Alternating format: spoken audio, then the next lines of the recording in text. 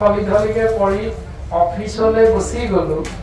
অফিচৰ পৰা যদি আকৌ কৰবালে যাব লগা হয় তেতিয়াহলে আমি তৎ মুহূৰ্ততে আইগৰাকীলৈ ফোন কৰিম হেৰা মোৰ আজি অকণমান যোৱাটো দেৰি হ'ব পাৰিলে গোসাঁই ঘৰত বন্তি গছি তুমি এজনা গুৰুজন বস্তুৱে কোটি কোটি বাৰ সেৱা জনাইছে আৰু আপুনি মই দিনটোত দুবাৰ সেৱা কৰিবলৈ আমাৰ সময় নাই এতিয়া আমি ভগৱন্তক মাতিলে প্ৰভুজনা আমাৰ ওচৰলৈ দৌৰি আহিব নে নাহে এইটো চিন্তা কৰাটো অতিব প্ৰয়োজন আৰু এইটো আমি সেই সকলেহে কৰো যিসকলৰ আমাৰ গুৰুগৃহ আছে কিন্তু এনে কোনো বাপায়ো আমি আছো যিসকলৰ গুৰুগৃহ ভাগো নাই দিনটোতো আমি চিন্তা নকৰোৱে কিন্তু গুৰুগৃহ ভাগিৰ সময় চিন্তা কৰিবৰ বাবে গুৰুগৃহ ভাগি নিৰ্মাণ কৰাৰ কথাটো আমাৰ চিন্তা কৰিবলৈ সময় নাই তেনে বাপ আই সমস্ত আমাক ভগৱন্ত পুৰুষে কৃপা কেনেকৈ কৰিব এইটো কিন্তু চিন্তা কৰিলে আমি প্ৰত্যেকেই উত্তৰটো নিজে নিজে পাই যাম কাৰণ সৰ্বপ্ৰথমে কোৱা হৈছে মংগলাচৰণ যদি মংগল বিচাৰো আমি পিতৃ মাতৃ হিচাপে নিজৰ সন্তানৰ মংগল বিচৰাৰ লগে লগে আমি সন্তানক বিদ্যালয়ত নাম লগাই দিম যদি সন্তানৰ মংগল বিচাৰি 15 বছৰ বয়সলৈকে বিদ্যালয়ত নামেই লগাই নিদিও তেতিয়াহলে সেই সন্তানে শিক্ষাগত অৰ্হতাৰে নিজক শিক্ষিত জ্ঞানী কৰি দেশৰ বাবে সমাজৰ বাবে নিজৰ বাবে কিবা এটা ভাল কাম কৰিব পাৰিব বুলি আমি ভাবিব পাৰিম নেকি কেতিয়াও নোৱাৰো দ্বিতীয়তে আমাৰ সন্তানক যেতিয়ালৈকে আমি বিদ্যালয়ত নামটো লগাই নিদিম তেতিয়ালৈকে বিদ্যালয়ৰ শিক্ষকজন যদি আমাৰ দদাইদেউ বৰদেউতা সম্পৰ্কীয়ও হয় কিন্তু ভতিজাক সম্পৰ্কীয় সম্বন্ধীয় সেই সন্তানক কেতিয়াও তেওঁ দায়িত্ব নলয় কাৰণ বিদ্যালয়ত সন্তানক নামটো আমি লগাই দিয়া নাই যদি বিদ্যালয়ত নামটো লগাই নিদিলে বিদ্যালয়ৰ শিক্ষকে সন্তানৰ দায়িত্ব নলয় তেতিয়াহলে ভগৱন্ত পুৰুষৰ ভক্তিৰ পঢ়াশালী ভাগি হৰণ প্ৰক্ৰিয়াৰে যেতিয়ালৈকে আমি নিজৰ লগতে নিজৰ সন্তানক নামটো লগাই নিদিম তেতিয়ালৈকে বা তাৰ আগতেই যদি আমি সংসাৰ এৰিব লগা হয় ভগৱন্তই কোনে কোনেটো নেচাই কেৰাহীকেও নেচাই সেইকাৰণে গুৰুজনাৰ দৰ্শনত শৰণ ভজন অতীব দৰকাৰী প্ৰয়োজন বা গুৰুত্ব প্ৰদান কৰিছে আমি সকলোৱে বুজি পাওঁ আমি এনেধৰণে চিন্তা কৰিলে বিদ্যালয়ত নাম লগালো পঢ়াশালীত ভক্তিৰ পঢ়াশালীখনত শৰণ প্ৰক্ৰিয়াৰে নাম লগালো এটা নাম লগালো শৰণ প্ৰক্ৰিয়াৰে যি ধৰণে বিদ্যালয়ৰ সন্তানৰ নামটো লগাই দিলো নামটো লগাই দিয়াৰ পাছত প্ৰথম শ্ৰেণীৰ পৰা দ্বিতীয় শ্ৰেণীলৈ উত্তীৰ্ণ হ'বৰ বাবে সন্তানক বিদ্যালয়ত নামটো লগাই দিওঁতে কেইখনমান কিতাপ দি দিয়ে শিক্ষকে আমি সকলোৱে জানো সেই শিক্ষকে দি দিয়া কিতাপ কেইখনি আপুনি মই এটা শ্ৰেণীৰ পৰা ইটো শ্ৰেণীলৈ যাবৰ বাবে পঢ়িব লাগিব 360 দিন মান থাকে 365 দিন তাৰে 360 দিন মান বা 50 দিন মান পঢ়িব লাগিব আৰু পঢ়াৰ পাছত এটা বিষয়ত আমি উত্তৰ লিখিবলৈ পৰীক্ষা হলত যেতিয়া বহিমগৈ তেতিয়া আমাক সময়টো দিব মাত্ৰ 3 ঘণ্টা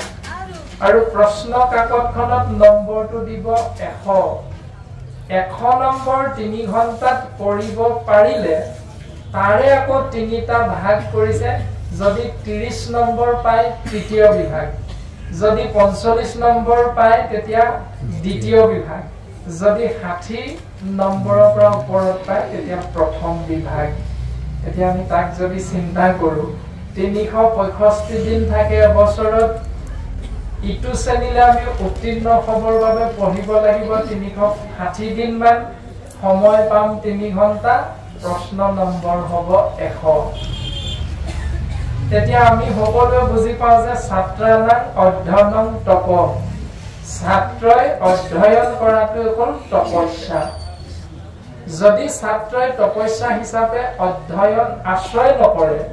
তেতিয়াহ'লে 360 দিন সি নপঢ়িব আৰু নপঢ়াৰ লগে লগে 3 ঘণ্টা সময়ত 1 নম্বৰ উত্তৰ আমি কৰিব নোৱাৰিম আৰু কৰিব নোৱাৰাৰ লগে লগে যদি আমি 28 নম্বৰ পাওঁ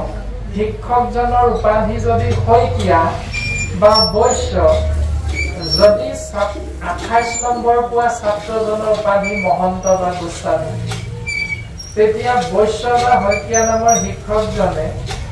28 নম্বৰ পোৱা ছাত্ৰজনৰ উপাধিটো মহন্ত গোস্বামী হোৱাৰ কাৰণে মৰম লাগি দয়া কৰি 2 নম্বৰ এনে দি দিব নেকি কৃষ্ণক কেতিয়াও নিদিয়ে ঠিক তেনেকৈ ভগৱন্তৰ ভক্তিৰ পঢ়াশালীখনত হৰম প্ৰক্ৰিয়াৰে নামটো লগাই লোৱাৰ পাছত কোনো দিন যদি পুৱা গধূলি আপুনি মই গুৰুগৃহত সোমাই ঈশ্বৰৰ নাম আশ্ৰয় নকৰোৱে তেতিয়াহ'লে আপুনি মই ইহকালৰ পৰা পৰকাললৈ ইহলোকৰ পৰা পৰলোকলৈ যাবলৈ লওঁতে এই সংসাৰ এৰি থৈ যাওঁতে ভগৱন্তৰ কৃপা আমি লাভ কৰিব পাৰিম নে নোৱাৰিম উত্তৰটো তাৰ মাজতে সোমাই আছে ছাত্ৰতাক অধ্যয়ন তপ ছাত্ৰৰ অধ্যয়ন কৰাটো হ'ল তপস্যা যি ধৰণে কিতাপ পত্ৰ বিদ্যালয়ৰ পৰা দিলে টেবুলত সজাই থৈ বোলে সৰস্বতী সৰস্বতী আমি বোলো আই যিখিনি পাহৰো দিবা হোৱাই সদায় ধূপ এডাল জ্বলাই সেইখিনিকে কয় কোনো দিন কিতাপখন নপঢ়ে উত্তৰ লিখিব পাৰিম নে প্ৰশ্ন কাকতখনত তেতিয়াও নোৱাৰো ঠিক তেনেকৈ গুৰুগৃহত সোমাই ভাগৱত গীতা নামঘোষা ৰত্নাৱলী আদিবিলাক আপুনি মই অন্তত 10 মিনিট 20 মিনিট হলেও নাম প্ৰসংগ আদি ব্যৱস্থাটো যি আমাক গুৰুজনে দৰ্শন দিছে এইখিনি আমি কৰি থাকিবলৈ চেষ্টা কৰিব লাগে এইটোকে আমাক মংগল যোগ আচৰণৰ জৰিয়তে আমি সিদ্ধান্ত দিছে সৰ্বপ্ৰথম পদচন্দই আমি মংগল আচৰণৰ বিষয়বস্তু আপোনাৰ মহামহন্তৰ চৰণ কমলত এনেধৰণে সেৱা নিবেদন কৰা হৈছে আৰু সময়ৰ প্ৰতি লক্ষ্য ৰাখি আমি কোনভাগী স্কন্ধ কোন অধ্যায় পাঠ আৰু আলোচনা আপোনাৰ হবে বিচাৰে আমি আজ্ঞাবাহী যিহেতু ভিত্ত গতিকে আজ্ঞা কৰিলে আমি সেই স্কন্ধ সেই অধ্যায়ৰ মাজলৈ যাবলৈ আমি চেষ্টা কৰা হ'ব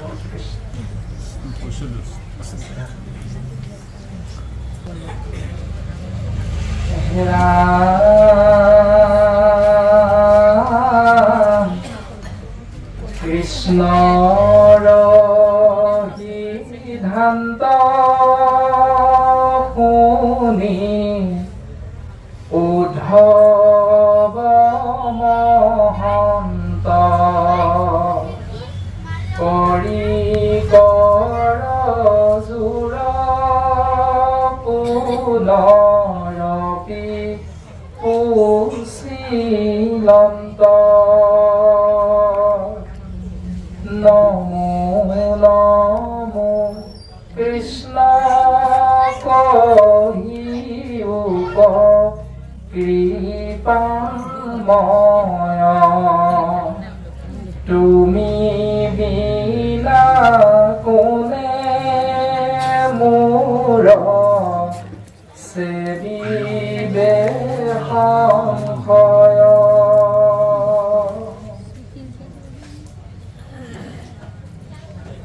জীৱাত্মাৰূপী উদ্ধৱ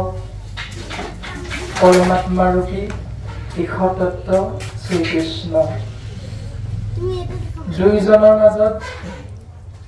কথোপকথন হৈছে যাক গুৰুজন বস্তুৱে শ্ৰীকৃষ্ণ উদ্ধৱ সংবাদ নামেৰে নামাকৰণ কৰিছে একাদশ স্কন্ধত আমি সমস্ত জনাই কম বেছি পৰিমাণে বুজি পাওঁ যে ভগৱন্ত পুৰুষে সত্য যুগ ত্ৰেতা যুগ পাৰ হৈ দ্বাপৰ যুগত পূৰ্ব সিদ্ধান্ত অনুসৰি দৈৱকী নন্দন কৃষ্ণ হিচাপে অৱতৰণ কৰি জীৱৰ কল্যাণ সাধন কৰি প্ৰায় 125 বছৰ কাল থাকি পুনশ্চ স্বধাম বৈকুণ্ঠলৈ যাবলৈ চিন্তা কৰিলে আৰু বৈকুণ্ঠলৈ যাবলৈ চিন্তা কৰি কুৰুক্ষেত্ৰ ভাৰত যুদ্ধ দুষ্ট দমন সন্তক পালনৰ অৰ্থে প্ৰকাশ কৰিলে তাৰ পাছত নিজৰ যদুবংশ ধ্বংস কৰিলে আৰু যদুবংশ ধ্বংস কৰি তেৰাই কেৱল মহাভক্ত উদ্ধৱক ৰাখি থৈ গ'ল আৰু উদ্ধৱ মহাভকতক ৰখাৰ পাছত উদ্ধৱ মহাভকতে ভগৱন্ত পুৰুষৰ চৰণ কমলত পৰি বাগৰি বাগৰি কান্দিছে হে প্ৰভু তুমি বৈকুণ্ঠলৈ যাবলৈ চিন্তা চৰ্চা কৰিছা কিন্তু মোক তুমি এৰি থৈ যাব বিচাৰিছা মই অকলহৰে ধৰাধামত কি কৰিম প্ৰভু তুমি এৰিলাতে ঐ বন্ধু মাধৱ দিনতে দেখো আন্ধাৰ তুমি মোক এৰি থৈ গলে মই দিনতে চকু থাকিও অন্ধ হৈ যাম গতিকে হে প্ৰভু তুমি মোক তোমাৰ লগতে লৈ যোৱা এনেধৰণে কৈ ভগৱন্ত পুৰুষৰ চৰণ কমলত পৰি পৰি বাগৰি বাগৰি উদ্ধৱে কান্দিছে মাথন কান্দিছে আৰু ভগৱন্ত পুৰুষেও উদ্ধৱৰ মহাভক্তৰ দুখ দেখি সুখ দেখি ভগৱন্ত পুৰুষো শোকত ম্ৰিয়মান হৈ গৈছে যে উদ্ধৱ তুমি নাকান্দিবাচোন তুমি তোমাৰ চিত্ত স্থিৰ কৰা তুমি এই সংসাৰত থাকা তুমি এবাৰটো ভাবি চোৱা যে সকলোকে মই ধ্বংস কৰিলো কিন্তু তোমাকহে কিয় মই এই ধৰাধামত ৰাখিলো তুমিতো এবাৰো ভাবি চোৱা উদ্ধৱ এনেধৰণে ভগৱন্ত পুৰুষে বুজনি দিছে আৰু উদ্ধৱক কৈছে যে উদ্ধৱ তুমি শুনাচোন মই গুচি গলে দ্বাৰকা নগৰ সাগৰত যাইবে তল মই গুচি গলে দ্বাৰকা নগৰখন সাগৰত তল যাব মিলিব লোকত বিমংগল জীৱৰ মাজত অমংগল হ'ব আৰু কলিৰ কৰাল গাখত পৰি জীৱ আচাৰ ভ্ৰষ্ট হ'ব আৰু অধৰ্মী হ'ব কিন্তু উদ্ধৱ মনত ৰাখিবা তুমি আমি দুয়ো গলে মিলিব অনৰ্থ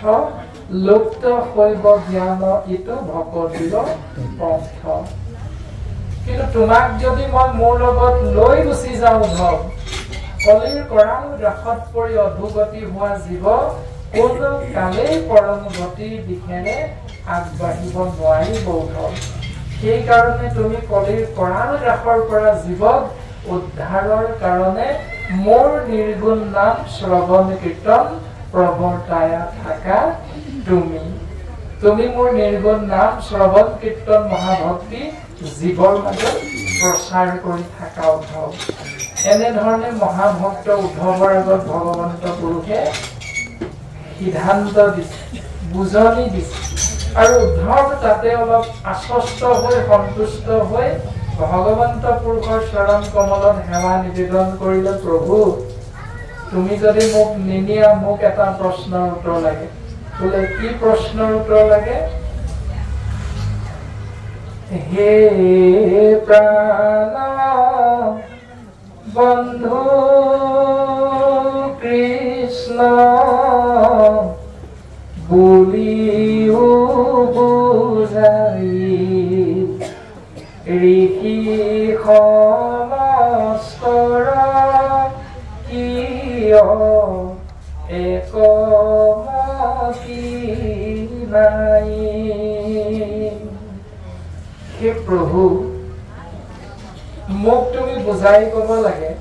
যে ঋষিসকলৰ মাজত বেদ অধ্যয়ন কৰাৰ পাছতো মতটো কিয় এক নহল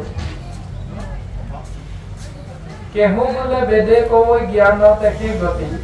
কেহু বোলে বেদে কবই কৰ্মতেহে গতি কিন্তু তোমাৰো সন্মত পথ কেৱল ভকতি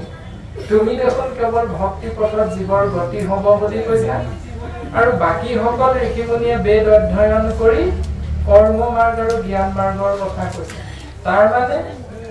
জীৱৰ কল্যাণৰ অৰ্থে জীৱই তিনিটা মাৰ্গত খোজ পেলাব লাগে নেকি প্ৰভু প্ৰকৃততে পথ তিনিটা আছে নেকি বেদে তিনিটাৰ কথা কৈছে নেকি প্ৰভু এই কথাটো পৰীক্ষিত ৰাজাই চিন্তা কৰিছিল যে এটি মৃত সৰ্প শ্ৰমিক মুনিৰ গলত পিন্ধাই দিয়াৰ বাবে ভাগৱতৰ আৰম্ভণি হ'ল অৰ্থাৎ ভাগৱতৰ আৰম্ভণি এটা মৰা সাপৰ পৰা। আৰু পৰীক্ষিত নামৰ এজন 61 ৰজাই কৰা এটা ভুলৰ কাৰণে আমি সমস্ত জনাই আজি কলিযুগত এই ভাগৱত অমৃতময় কৃষ্ণৰ নাম শ্ৰৱণ কীৰ্তন মহাভক্তি লাভ কৰিছো। যদি পৰীক্ষিত ৰাজাই ভুল নকৰিলেহেঁতেন তেতিয়া আপুনি মই কৃষ্ণ নাম নাপালোহেঁতেন। পৰীক্ষিত ৰাজাই মৃত সৰ্প মণিৰ কণ্ঠত গলত পিন্ধাই দি ভাগৱতৰ আৰম্ভণি হল মৃত সৰ্পৰ পৰা। আৰু পৰীক্ষিতৰ পৰিসমাপ্তি হৈছে তক্ষকৰূপী জীয়া সৰ্পৰ দংশনৰ পৰা। অৰ্থাৎ মৃত সৰ্পই ভাগৱতৰ আৰম্ভণি, জীয়া সৰ্পত ভাগৱতৰ পৰিসমাপ্তি হৈছে। আমি সমস্ত জনাই কম বেছি পৰিমাণে বুজি পাওঁ। আৰু পৰীক্ষিত ৰাজাই ইয়াৰ পৰা উপায় চিন্তা কৰোঁতে দেৱঋষি নাৰদৰ কৃপাধন্য হৈ মহামানী শুকগুৰুৰ কৃপা লাভ কৰিলে। আৰু শুকগুৰুৱে সিদ্ধান্ত দিলে জ্ঞানৰ পথত নাহিকে সহায়, কৰ্মত বিঘিনি ভয়, ভক্তিৰ পথত ঈশ্বৰ সহায়, জানিবা ৰাজা নিশ্চয়। সেই ৰাজন পৰীক্ষিত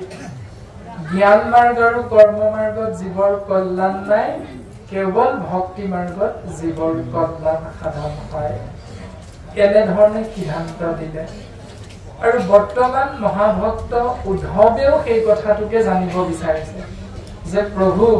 মোক তুমি বুজাই দিব লাগে। ঋষিসকলে কৈছে জ্ঞানত গতি, কোনোৱে কৈছে কৰ্মত গতি,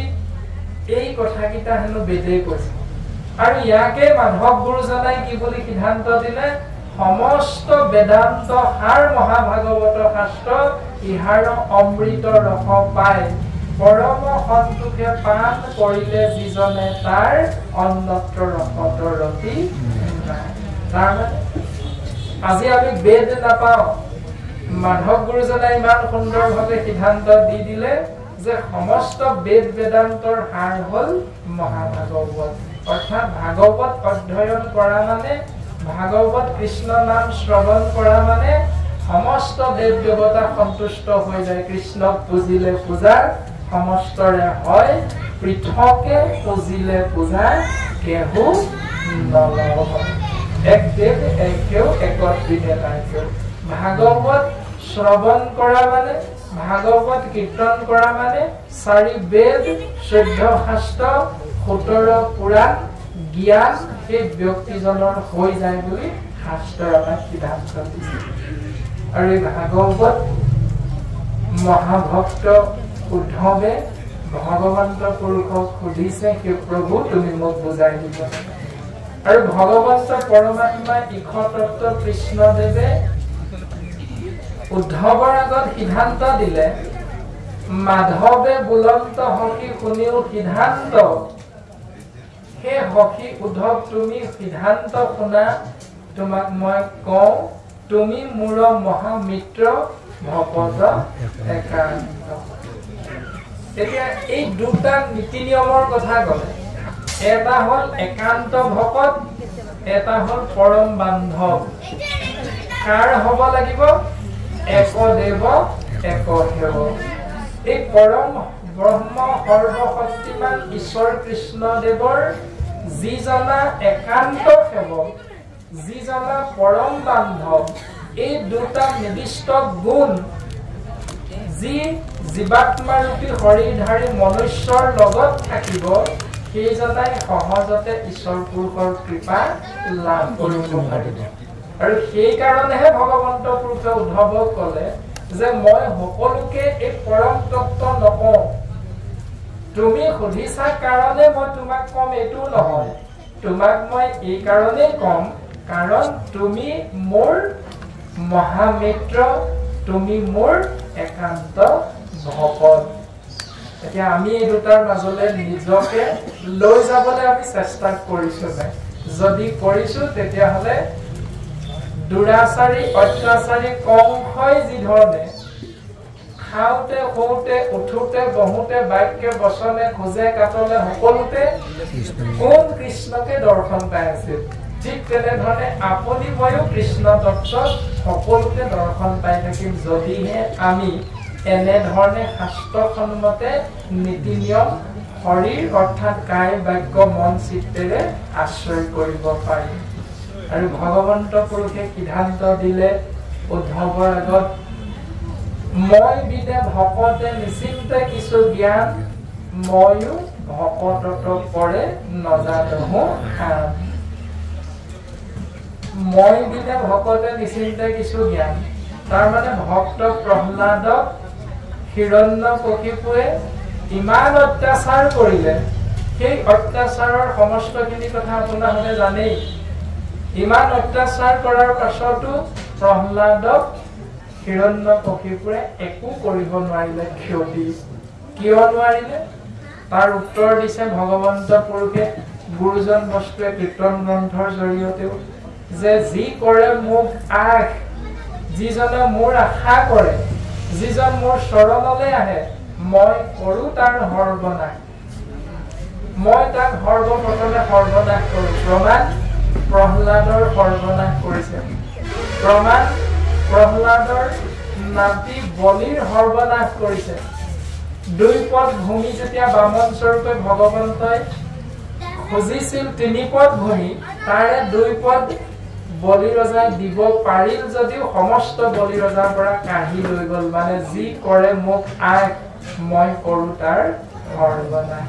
প্ৰমাণ আমাক শাস্ত্ৰই দিছে, আমি কাহিনী উপাখ্যান আখ্যানৰ জৰিয়তে বুজি পাওঁ। দ্বিতীয়তে সিদ্ধান্ত দিলে, তথাপি যি নেৰে মোৰ পাশ, তথাপিতো যিজনে মোৰ চৰণৰ পৰা কোনোদিন আঁতৰি যাব নিবিচাৰে, তাৰ মই দাসৰো দাস। বলিতে প্ৰমাণ দিছে যে বলিয়ে 3 পদ ভূমি দিবৰ বাবে নিজৰ শৰীৰটোক ভগৱন্তৰ চৰণত অৰ্পণ কৰি দিলে। সেইকাৰণে সুতনপুৰীলে পঠাই দিয়াৰ পাছতো ভগৱন্ত পুৰুষে বলি ৰজাক প্ৰত্যেক মুহূৰ্ততে ৰক্ষা কৰি থাকিম বুলি প্ৰতিজ্ঞাবদ্ধ হ'ব লগা হ'ল। দ্বিতীয়তে প্ৰহ্লাদক সৰ্বনাশ কৰাৰ পাছতো হিৰণ্যকশিপুৱে যেতিয়া সুধিছিল, তোৰ মহাহৰি যদি সৰ্বত্ৰতে বিৰাজমান, তেতিয়াহ'লে স্তম্ভত আছে নে নাই? প্ৰহ্লাদে তৎমুহূৰ্ততে ক'লে, পিতা তুমি যদি বিচাৰা স্তম্ভতে মোৰ মহাহৰি দৰ্শন পাবা। ভগৱন্ত আছে বৈকুণ্ঠত। প্ৰহ্লাদে কৈ দিলে আছে বুলি, তৎক্ষণাৎ বৈকুণ্ঠৰ পৰা আহি ভগৱন্ত সেই স্তম্ভত প্ৰকাশমান হ'বলৈ বাধ্য হৈ গল। তাৰ মানে তথাপি নেৰে যি মোৰ পায়, মই তাৰ দাসৰো দাস। এনেধৰণে আমাক সিদ্ধান্ত দিছে যে ভকতজনে কেৱল মোৰ কথা যিহেতু চিন্তা কৰি থাকে, অৰ্থাৎ মুৰবিনে ভকতে নিচিন্তে কিছু জ্ঞান, ময়ো ভকতত পৰে নজানহো আন বুলি। সেইকাৰণে উদ্ধৱ, তুমি যিহেতু মোৰ একান্ত ভকত, তুমি যিহেতু মোৰ পৰম বান্ধৱ, গতিকে মই তোমাক নকলে মোৰ অপৰাধ হ'ব। গতিকে মই তোমাক কবলৈ ওলাইছো, তুমি শুনা। এনেধৰণে বহুখিনি কথা কৈ অহাৰ অন্তত বৰ্তমান পদে আমাক সিদ্ধান্ত দিছে যে কৃষ্ণৰ সিদ্ধান্ত শুনি উদ্ধৱ মহন্ত কৰি কৰ জোৰ পুনৰপি কুশীলন্ত। হে প্ৰভু, তুমি যিখিনি মোক সিদ্ধান্ত দিলা মই সন্তুষ্ট, তথাপিতো মোৰ কিবা এটা জানিবলৈ থাকি গল যেন অনুভৱ হৈছে। প্ৰভু, মই তোমাৰ চৰণত পুনশ্চ সেৱা নিবেদন কৰিছো। নমো নমো কৃষ্ণ কহিউক কৃপাময়, তুমি বিনা কোনে মোৰ চেদিবে সংশয়। তোমাৰ বাহিৰে মোৰ মনৰ সংশয় ছেদ কৰিব পৰা দ্বিতীয় এজন মোৰ পৰম বান্ধৱ নাই। প্ৰভু, তুমি মোক কৃপা কৰা। এই বুলি কৈ মনৰ ভাৱনা প্ৰশ্ন প্ৰকাশ কৰিছে ভগৱন্তৰ চৰণত। কোন সম দম দান সত্য শৌচ কাম, কোন মহালাভ প্ৰভু যজ্ঞ কাৰী নাম। হে প্ৰভু, সম দম সত্য শৌচ শৌৰ্য মহালাভ যজ্ঞ মূৰ্খ পণ্ডিত আদি কাক বোলে মোৰ জানিবলৈ বৰ মন গৈছে প্ৰভু। তাৰ পাছত কৈছে যে বন্ধু দীন দুখী সুৰ মহাধন পথ বিপদ সুখ দুখ স্বৰ্গ নৰক ধনৱন্ত গৃহ ঈশ্বৰ অনিশ্বৰ এই সকলোখিনি জানিবৰ মোৰ বৰ মন গৈছে প্ৰভু তুমি আমাক ক'ব লাগে এনেধৰণে ২৭ ভাগী প্ৰশ্ন ভগৱন্ত পুৰুষৰ চৰণত উদ্ধৱে অৰ্পণ কৰিছে আৰু সেই ২৭ ভাগী প্ৰশ্নৰ উত্তৰ উদ্ধৱ মহাভক্তৰ আগত ভগৱন্ত পুৰুষে আগবঢ়াবলৈ আগবাঢ়িছে আৰু আমাক পদে সিদ্ধান্ত দিছে এনেধৰণে ৰাম উদ্ধৱ কবুলন্ত কেশৱ কৃপাময় পুছিলা পৰম ভাগৱত ধৰ্মচয় মহাজনো যাক নজানে সাক্ষাতে কৰিবুবে কত মোৰ সন্মত তোমাতে হে উদ্ধৱ তুমি যিখিনি প্ৰশ্ন মোক কৰিলা এই প্ৰশ্নখিনিক একেলগে এই বুলি ক'ব পাৰি উদ্ধৱক বুলন্ত কেশৱ কৃপাময় পুছিলা পৰম ভাগৱত ধৰ্মচয় তুমি যি ২৭ ভাগী প্ৰশ্ন কৰিলা ইয়াক একেলগে ভাগৱত ধৰ্ম বুলি কয় উদ্ধৱ আৰু এই ভাগৱত ধৰ্মৰ বিষয়ে মই আগতে বহুতবাৰ কৈ আহিছো যদিও মোৰ সখা অৰ্জুনৰ আগত কৈছো যদিও এই পৰম তত্ত্ব আজি তুমি মোক পুনশ্চ সুধিছা মই তোমাক কওঁ শুনা উদ্ধৱ যে মহাজন সকলে যাক সহজতে লাভ কৰিব নোৱাৰে মহাযোগী সকলো যাক সহজতে লাভ কৰিব নোৱাৰে কৰিব বিপদ মূল সন্মত তোমাৰ আজি সেই পৰম তত্ত্ব তোমাৰ আগত মই প্ৰকাশ কৰিম উদ্ধৱ তুমি সাৱধান হোৱা শ্ৰৱণ মহাভক্তি লাভ কৰিবৰ বাবে প্ৰথম প্ৰশ্ন সুধিছিল হে প্ৰভু হম কাক বোলে হম মানেনো কি আৰু ভগৱন্ত পুৰুষে উত্তৰ দিছে ৰামায়ণ দেৱ ধৰ্ম কৰিয়া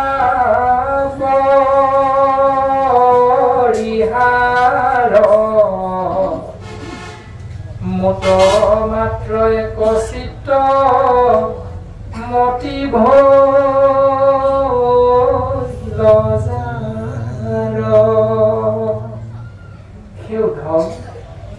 মোৰ বাহিৰে যিমান ত্ৰিদশ দেৱতা আছে মায়াময় সংসাৰত এই সকলোৰ চিন্তা বাদ দি যিজনে কেৱল মোৰ কথা চিন্তা কৰি থাকিব আন দেৱ ধৰ্মক কৰিয়া পৰিহাৰ সকলো দেৱ ধৰ্ম মায়াময় ধৰ্ম ত্যাগ কৰি যিজনে কেৱল মোৰ অৰ্থে কৰ্ম কৰিবলৈ চিন্তা কৰিব আৰু যিজনে জানিলা মই পৰম বান্ধৱ যিজনে বুজি পালে যে মই পৰম আত্মাই হলো জীৱাত্মাৰূপী জীৱৰ পৰম বান্ধৱ পিতৃ এই কথাটো যিজনে জানিলে তাৰে নাম হম সখী জানিবা উদ্ধৱ হে উদ্ধৱ এই ব্যৱস্থাটোৰ নামেই হ'ল হম এতিয়া আমি নিজকে চিন্তা কৰিব লাগে যে হম ব্যৱস্থাৰ মাজত আমি দিনে ৰাতিয়ে নিজক আনিবৰ বাবে চেষ্টা কৰিছোনে নাই যদি আমি কৰ্ম অনুসাৰে সন্তান্তিক বিদ্যালয়ত নামটো লগাই দিলো বিদ্যালয়ত এবছৰৰ মূৰত এভাগ পূজা পাতে সেই পূজা ভাগীৰ নাম হ'ল সৰস্বতী পূজা আৰু সেই দিনটোত আপুনি মই সন্তানকো পঠিয়াই সেই দিনটোত আমি নিজেও পিতৃ মাতৃ হিচাপে তালৈ গৈ যদি সেই ব্যৱস্থাটোৰ মাজত আমি নিজকে গোটেই দিনটো ৰাখি দিলো তেতিয়াহ'লে শাস্ত্ৰে আমাক তাৰ ওলোটা কথাটোহে ক'লে যে সেই উদ্ধৱ আন দেৱ ধৰ্মক কৰিয়া পৰিহাৰ মোট মাত্ৰ এক চিত্ত মতি ভৈল যাৰ সকলো ত্যাগ কৰিব লাগিব দ্বিতীয়তে আমাক ক'লে দুৰ্গা পূজা আহি আছে, দুৰ্গা পূজা কৰি থাকে ব্যৱসায়ীসকলে, কোনোবাই পাতি থাকে এনেধৰণে। আৰু আমিও যদি নিজৰ সন্তানটোক পূজা দেখুৱাবলৈ গৈ নিজেও তাৰ অংশীদাৰ হৈ সেই ব্যৱস্থাৰ মাজেৰে যদি বছৰটোত কোনোবা এদিন নিজক লৈ গ'লো, তেতিয়াহ'লে আপুনি মই পূৰ্ণাংগ ৰূপত আশ্ৰয় কৰিব পৰা নাই। চিন্তা মই প্ৰত্যেকৰে নিজৰ নিজৰ শাস্ত্ৰৰ পদে বৰ্তমান উদ্ধৱ মহাভকতক কোৱাৰ চলেৰে কৃপালু গুৰুজন বস্তুৱে আমি সমস্ত জনাকে সৰ্বপ্ৰথম উপদেশ প্ৰদান কৰিছো। দ্বিতীয়তে উত্তৰ প্ৰদান কৰিছে, দম কাক বুলি কয় তুমি সুধিছিলা নহয় উদ্ধৱ, তোমাক মই কওঁ শুনা, এৰা মোৰ কথা শুনৈ কৰে মুখে বোলৈ ৰাম, যিটো হস্ত দুই মোৰ মাত্ৰ কৰৈ কাম, মোৰ ৰূপ চিন্তনত মনে কৰৈ শ্ৰম, জানা প্ৰাণ সখী আবে তাকে বুলি দম। উদ্ধৱ, দম ইয়াকেই বোলে। এতিয়া আমাৰ দম বুলি ক'লে কি বুজি পাওঁ? তই মোক আৰু এবাৰ চুই চাচোন, কি কৰো তোক চা। আমাৰ সাম্প্ৰতিক সময়ত সামাজিক মাধ্যমত দম হ'ল সেইটো, সি এইফালেহে যাব টাউনলৈ, চাই ল'ম তাক, এইটো হ'ল আমাৰ দম। কিন্তু শাস্ত্ৰই দম বুলি ক'লে কি বুজালে? যে সেই উদ্ধৱ, যিজন হৰিধাৰী জীৱাত্মাৰূপী মনুষ্যই দুখন কৰ্ণ মোৰ কৃপাত লাভ কৰাৰ পাছত কৰ্ণ দুই থাকন্তে নুশুনি হৰি কথা, দুগুটা গৰ্তৰ ভাৰ বহিলো ভিক্ষা। দুখন কাণ লাভ কৰাৰ পাছত মোৰ কথা নুশুনি অন্য কথাবিলাক শুনিবলৈ কাণ দুখন থিয় কৰি যদি ৰাখে, তেতিয়াহ'লে দুটা বৃহৎ বৃহৎ পোৱা সদৃশ গাত এই শৰীৰটোত সেইজনে এনেই এনেই লৈ পৰিছে। গতিকে উদ্ধৱ, দুখন কাণ মই দিলো জীৱক শৰীৰটোত, সেই কাণ দুখনেৰে কেৱল কৃষ্ণ কথা অৰ্থাৎ মোৰ কথা শুনিবলৈ কাণ দুখন থিয় কৰি ৰাখিব লাগে। দ্বিতীয়তে ক'লে, এখন মুখ দিলো কথা ক'বলৈ, শব্দ উচ্চাৰণ কৰিবলৈ, আৰু সেই মুখখনে যদি মোৰ নাম আশ্ৰয় নকৰি তাৰ বিপৰীত কথাবিলাকে যদি আশ্ৰয় কৰে, তেতিয়াহ'লে সেইটো ব্যৱস্থাৰে জীৱত দম পালন কৰিব নোৱাৰে, আশ্ৰয় কৰিব নোৱাৰে। সিদ্ধান্ত দিছে উদ্ধৱ, মুখেৰে ৰাম নাম লোৱা, কাণেৰে মোৰ কথা শুনা, হাত দুখনেৰে কেৱল মোৰ অৰ্থে কৰ্ম কৰা, আৰু হৃদয়ত মনেৰে কেৱল মোৰ ৰূপটো চিন্তা কৰিবলৈ যিজনে এই ব্যৱস্থাটোত নিজকে অৰ্পণ কৰি দিব পাৰিলে, জানা প্ৰাণ সখী আবে তাকে বুলি দম। এই ব্যৱস্থাটোৰ নামেই হ'ল দম উদ্ধৱ। এতিয়া আমি এইখিনিতে যদি চিন্তা কৰো এটা কথা, শংকৰ গুৰুজনাই আমাক ইমানেই দি গ'ল, জীৱক কল্যাণ কৰি গ'ল, আমি কাগজ কলম লৈ লিখি লিখি কোনেও শেষ কৰিব নোৱাৰো। কিন্তু ওলোটাকৈ যদি চিন্তা কৰো গুৰুজনে আমাক নাই দিয়া কি, তেতিয়া উত্তৰটো একে শাৰীতে হৈ যাব, সকলো দিয়ে। এতিয়া সকলো দিয়াৰ ভিতৰত আমি তিনিটা বিশেষ চিন্তা কৰিলে উত্তৰটো পাম। শংকৰ গুৰুজনা অৰ্থাৎ ভগৱন্ত পুৰুষে জীৱৰ কল্যাণৰ অৰ্থে কলিযুগত গুৰু ৰূপে অৱতৰণ হৈছে ক্ষুদ্ৰ বংশজাত কুসুম্বৰ ভূঞাৰ দিহত নগাঁৱৰ আলি পুখুৰী নামে ঠাইত অৱতৰণ হওঁতে গুৰুজন বস্তুৱে কৃপা কৰিলে 12 বছৰ বয়সলৈকে পঢ়া শুনা কৰা নাছিল। বহিমা খেৰহুটি এনি মহেন্দ্ৰ কুণ্ডলীৰ টোলত নাম লগাই দিলে, আৰু মহেন্দ্ৰ কুণ্ডলীৰ টোলত নাম লগাই দিয়াৰ পাছতেই অলপ দিনতে গুৰুজনাই কৰতল কমল কমল দল নয়ন কোমল গীত ভাগি ৰচনা কৰি প্ৰণয়ন কৰি জীৱৰ মাজত দৰ্শন দিলে ঐশ্বৰিক গুণৰ প্ৰকাশ আপুনি বা মনুষ্যক দৰ্শন দি দিলে দ্বিতীয়তে কৃপাটো কৰি দিলে শংকৰ গুৰুজনা অৱতৰণ হওঁতে আমাৰ ধৰ্মীয় ভাষাটো আছিল সংস্কৃত ভাষা এই সংস্কৃত ভাষা ধৰ্মীয় ভাষা হিচাপে থকাৰ পাছত গুৰুজনাই সকলো জীৱৰ কল্যাণৰ অৰ্থে বিশেষত অসম মুলুকত যিহেতু অৱতৰণ হৈছে আৰু ভূপেন হাজৰিকাদেৱে গানৰ জৰিয়তেও সিদ্ধান্ত দিছে ভাৰতৰে পূৰ্ব দিশত সূৰ্য উঠা দেশ অসম আমাৰ ৰূপহী গুণৰো নাই আৰু আমি সেই অসমৰে একোজন অসমীয়া আৰু গুৰুজনাও এই অসমতে অৱতৰণ হ'ল গতিকে আমি অসমীয়া হিচাপে প্ৰত্যেকজনে গৌৰৱান্বিত আৰু সেইজনা গুৰুৱে আৰু গৌৰৱান্বিত কৰি তুলিলে আমাক যে দশম স্কন্ধ ভাগৱত সংস্কৃতৰ পৰা অসমীয়ালৈ অনুবাদ কৰি আমাক অসমীয়া হিচাপে গৌৰৱান্বিত কৰি তুলিলে অসমীয়া ভাষাটোক ধৰ্মীয় ভাষা হিচাপে স্বীকৃতি দি থৈ গৈছে সংস্কৃত ধৰ্মীয় ভাষা নহয় অসমীয়া ভাষা ধৰ্মীয় ভাষা তেতিয়াৰ পৰা আৰু তাৰ পাছতো আমি তাৰ বিপৰীত নিয়মটো পালন কৰি থাকো এক নম্বৰ আৰু দুই নম্বৰতে গুৰুজন বস্তু অৱতৰণ হওঁতে আমি সকলোৱে গুৰু চৰিত্ৰৰ জৰিয়তে বুজি পাওঁ পূৰ্বকালে ইটো ৰাজ্যে নাছিল ভকতি নানা দেৱ পূজা মাত্ৰ আচৰে সম্প্ৰতি নানা দেৱ পূজন কৰয় বলিদান শংখ ছাগ মহিষ কাটৈ অসংখ্য প্ৰদান হাঁহ ছাগলী পাৰ মহ আদিবিলাক বলি বিধান প্ৰক্ৰিয়াৰে এক কৃষ্ণ দেৱৰ বিপৰীতে বিভিন্ন ক্ষুদ্ৰ ক্ষুদ্ৰ দেৱ দেৱতাসকলক পূজা অৰ্চনা কৰি সন্তুষ্ট কৰি জীৱৰ কল্যাণ সাধন হওক বুলি কৰ্ম মাৰ্গ আৰু জ্ঞান মাৰ্গত জীৱ অধোগতি যাবলৈ ধৰিছে তেনেতে ভগৱন্ত পুৰুষে চিন্তা কৰিছে যে লোক তল গৈল কলি পাপ সাগৰত এই কলিৰ পাপ সাগৰত জীৱ তল যোৱা দেখি অধোগতি যোৱা দেখি কৃপাময় কৃষ্ণে চিন্তা কৰি বৈকুণ্ঠত চিন্তা কৰিছে কোনে কৃষ্ণদেৱে কৃষ্ণ এতিয়া আমাৰ কোন হয়